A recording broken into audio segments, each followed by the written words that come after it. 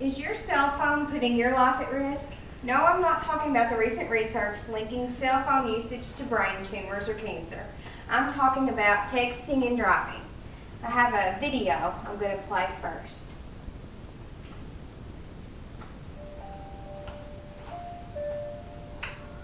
AJ was a presence. He was goofy and funny, and he had an amazing smile. It was December 3rd, 2007. I came up behind the accident and saw that it was my son's car. When I got to the hospital, a doctor and nurse came in. They sat down and he said, "We did all we can do. We couldn't save your son." AJ rode through the stop sign at the entrance to our neighborhood and into the path of a garbage truck. He was texting his girlfriend. His accident was 100% preventable. But my son wasn't just a number. He's not just a statistic. My son was AJ Larson, and he meant the world to me and a lot of other people, and he's no longer here because of texting while driving.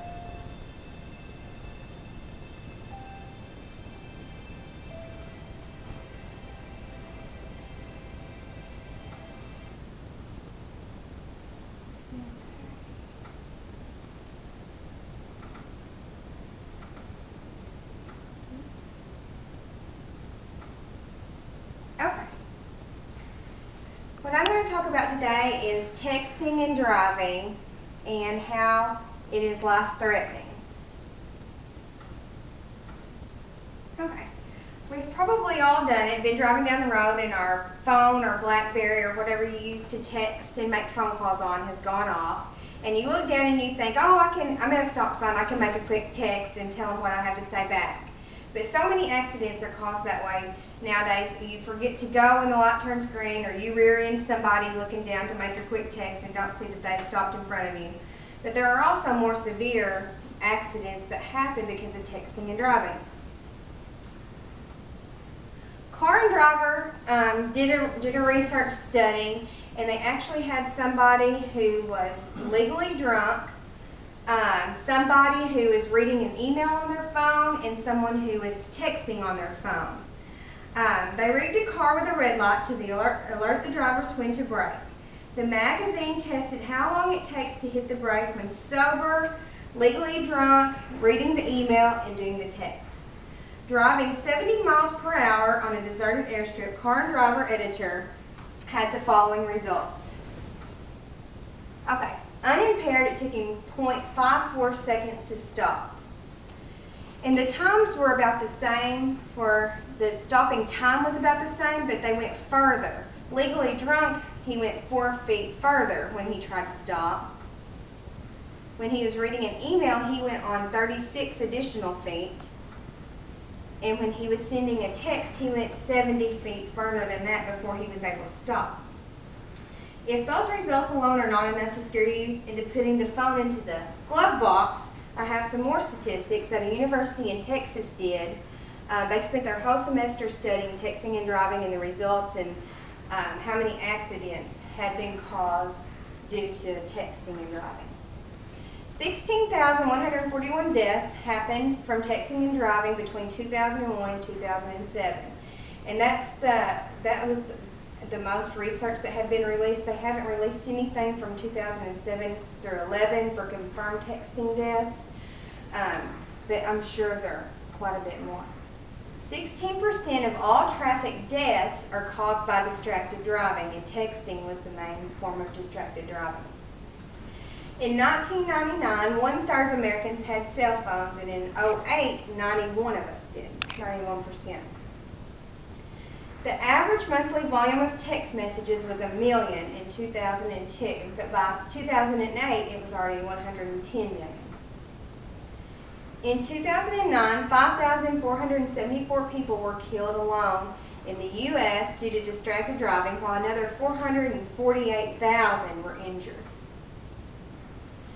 The under 20 age group has the highest percentage of cell phone use and fatal crashes. And those driving lock trucks and motorcycles actually had the highest percentage of total drivers reported as distracted at the time of fatal accidents. A teen driver riding with one other passenger doubles the risk of being involved in a fatal car crash, but you add 2 more and the risk increases to 5 times as likely. And it says that they went on to do another study. This was just a broad study over adults and teens. So they decided, once they realized that teens were the most likely to be distracted, they went on and did research for just teen drivers. Also in the South, we have the highest percentage of cell phone use while driving. The research they found on just teens was that 46% of drivers under 18 admit to texting while driving.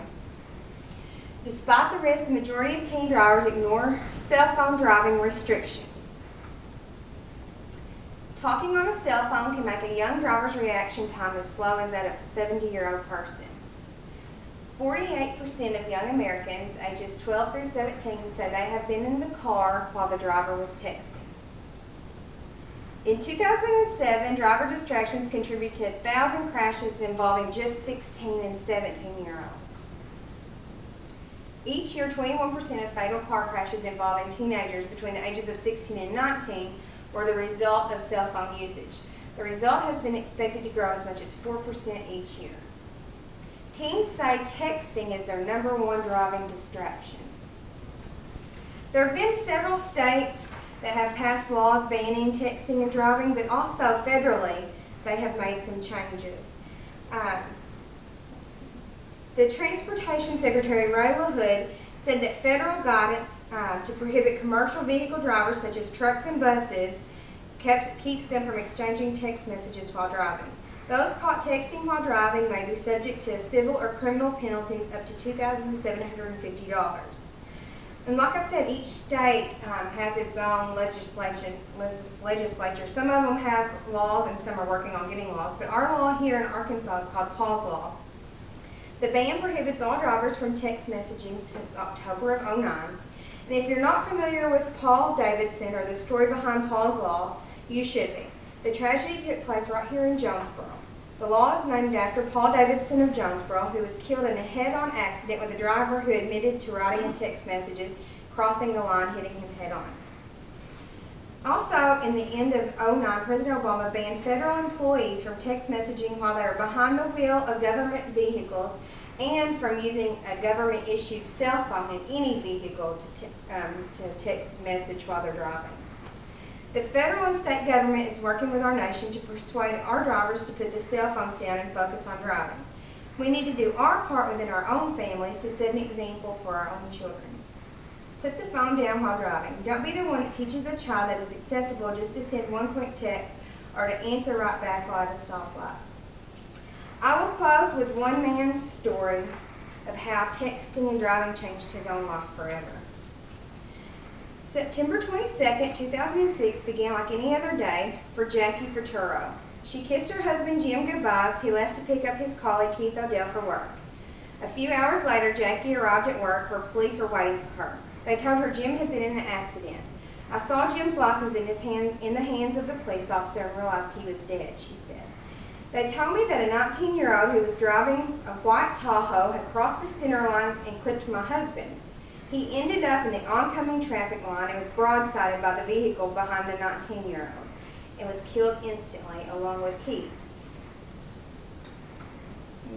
This is both of them.